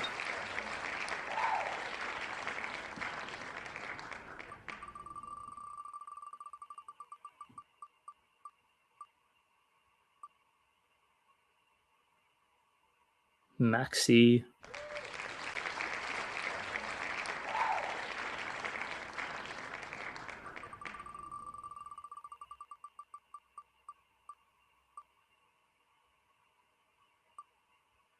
Ben Duff.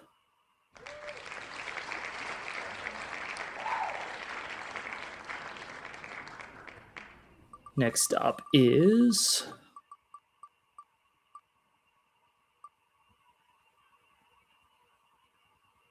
Mian. Congrats, Mian. Not sure what you've won yet, but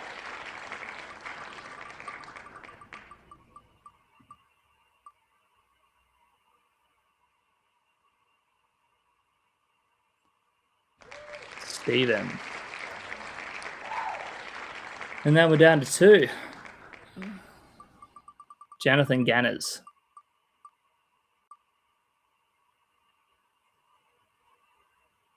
Oh, Janice eliminated. Ganners wins Survivor. So that's it for that, Will. Hopefully you kept track of that, Mel's. Otherwise, I'll go back and watch the stream to get the order. So I'll close that one, stop sharing that one. And let's run the rest of the prizes. Hopefully everyone else can work out what they've won because I don't have the order. But I will afterwards, so don't stress. We'll get a list put in the Discord with all the prizes, I reckon. And yeah, like I said with yourself, Aston, I'll just top off yours with another pack.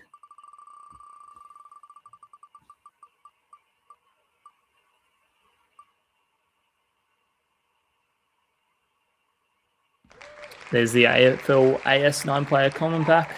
So that's second one now, and that's gone. A couple of the diamonds left for football, so it could be quite handy for anyone who's like in that range to play Challenger, or if you're in Champ. Alex Iwobi next up.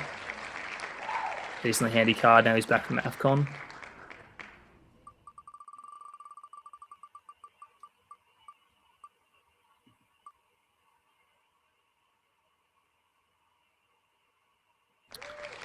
The Benjamin Sesko now gone. Congrats to whoever is getting these guys.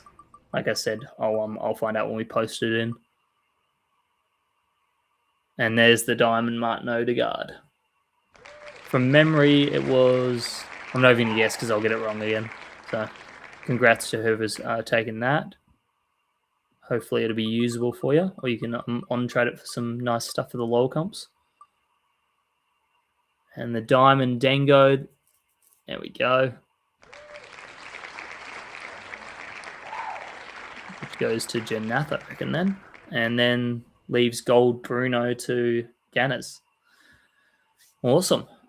So that's it with all the prizes, guys. Like I said, with any of the, if you notice me packing a heap of dupes or you have a question about anyone I might have had from that run of packs, just shoot me a message, especially before we get to like going to bed for the lockout. And I can at least look for you. I'll check through the dupes of all the transferred players if I have any. I didn't necessarily see anybody that stood out that I got tons of, but if I do, I'll maybe spin the wheel my own time and then shoot some players through to some people. But apart from that, hopefully everyone enjoyed the stream. Thanks to Mel's for putting the list together. Looks like we've been in just over 2 hours. We got me as a host. We had the chair for a little bit, had the wheel for a little bit, more than we usually have. Not sure if it definitely won't become a common thing, I don't think, because Hoss will probably fire me. Not that he employs me to begin with, but anyway, hope you enjoyed the stream, and hopefully see you again next week when Hoss is back and we're streaming together. The week after that, I'm pretty sure is an off weekend, so we might have some weird streaming days just to counteract the midweek games and like the close by games. So keep an eye on our schedule. Hoss will post it in the Discord chat if it's not our usual Thursday like today. Other than that, congrats to all the prize winners. Keep an eye on the Discord for what you won. And yeah, see you guys next time. Perfect.